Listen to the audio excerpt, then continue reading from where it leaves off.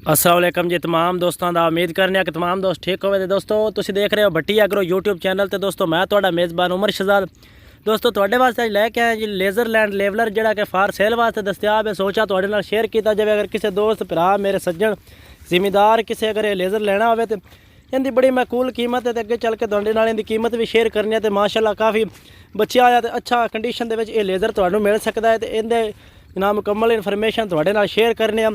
दोस्तों भावल agro engineering कामों की दा ये लेज़र करा कंप्यूटर करा बनया है।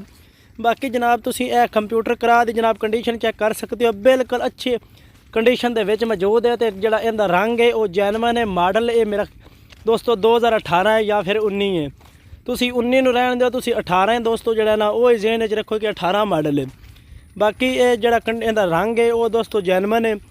बाकी इहदे जिहड़े पिछले टायर या इस करा दा कदें कोई एक ज़रा का काम नहीं होने वाला, ना कोई करा कदें वैल्ड होने वाला है।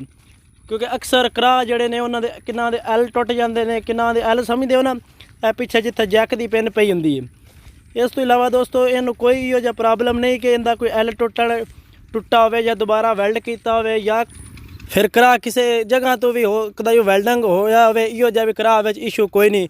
करा बिल्कुल अच्छी ते मुकम्मल कंपनी दी वैल्डिंग दे विच ते कंपनी दी फिटिंग दे विच मौजूद है। इहदा करा दा कदाइयों साइयां कोई आर्टिशन नहीं कीती।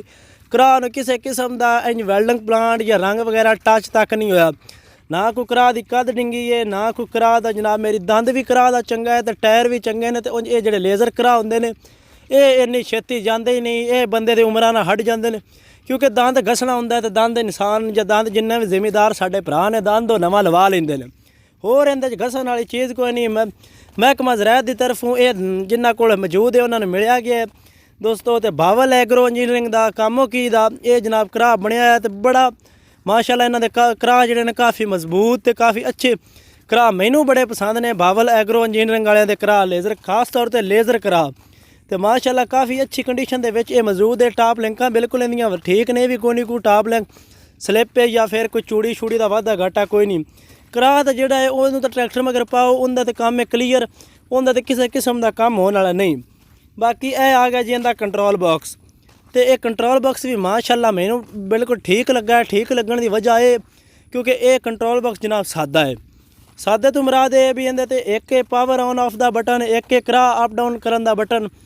बस ज़्यादातर अक्सर जिहड़े कंट्रोल बॉक्स ने उन्होंने किन्ना जिहड़ा जिवें टॉप होंदा RLH4C दे नाल जिहड़ा कंट्रोल बॉक्स होंदा उहदे ते काफ़ी होर भी सिस्टम मौजूद होंदे ने जिहड़ा आम बंदा नहीं जान सकदा। तो ये एक आम बंदे ते समझ च आउण वाली मशीन है। तो काफ़ी जनाब ना इस अज तक कोई वाधा घाटा नहीं किया भी हो सकता है। कोई मशीन जिहड़ा है किसी किस्म का कोई लेवल आउट या इहो जिहा चक्कर इस कंट्रोल बॉक्स कोई फ्यूज़ उड़ जाना या कोई काम बटन काम ना करना इहो जी प्रॉब्लम मौजूद नहीं। मालकां दा कहना है कि असां जदन दा ये कंट्रोल बॉक्स या लेज़र खरीदिया है इस कंट्रोल बॉक्स सानू कोई दिक्कत कोई परेशानी जनाब सानू ज़ाहिर नहीं की ना सानू कोई परेशानी बनी है। काफ़ी अच्छा चलता रहा है। तो बिल्कुल जिन्ना चिर असां चलाया सानू ये सुख दिते ने मालकां दा कहना है।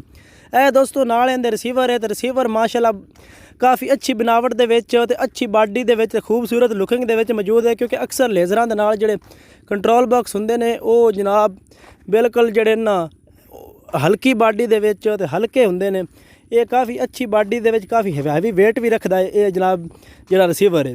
माशाअल्लाह इहदे ते भी भावल एग्रो इंजीनियरिंग कामों की दा लोगो मौजूद है, तुसीं देख सकते हो। तो बाकी हत्थ च फड़िया पता लगता है कोई चीज़ फड़ी है हत्थ च। ये भी कोई नहीं भी कोई इहदा स्टील है, स्टील बाडी है माशाअल्लाह काफ़ी अच्छी है। इस तो इलावा जनाब ए अल्फा प्रो शाट आ गई अमरीकन ट्रांसमीटर। तो ये आए माशाअल्लाह जिन्ने भी लेज़र करा होंदे ने उन्हां नाल ये ज़्यादातर मशीन चल रही है।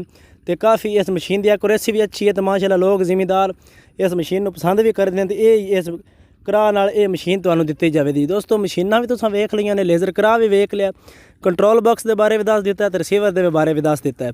हुण जो दोस्तों इनकी गल करिए अपना डिमांड दी तो जिहड़ी मालक इनकी डिमांड करता है दोस्तों वो इनकी डिमांड करता है 5 लाख रुपया। 4,95,000 5 लाख ही हो गया। वो 4,95,000 इस लेज़र की डिमांड करता है। मौके पर कोई कमी पेशी को 5-10 हज़ार की हो जाएगी लेकिन ये फाइनल रेट है। किसी मेरे दोस्त ने करा लेना होवे या किसी इस एक करा पसंद आवे तो खरीदने का ख्वाहिशमंद होवे तो सानू कमेंट्स करे या असीं डिस्क्रिप्शन में मालक का नंबर उसी उस नंबर पर रबता करके वो बासानी ये करा खरीद सकता।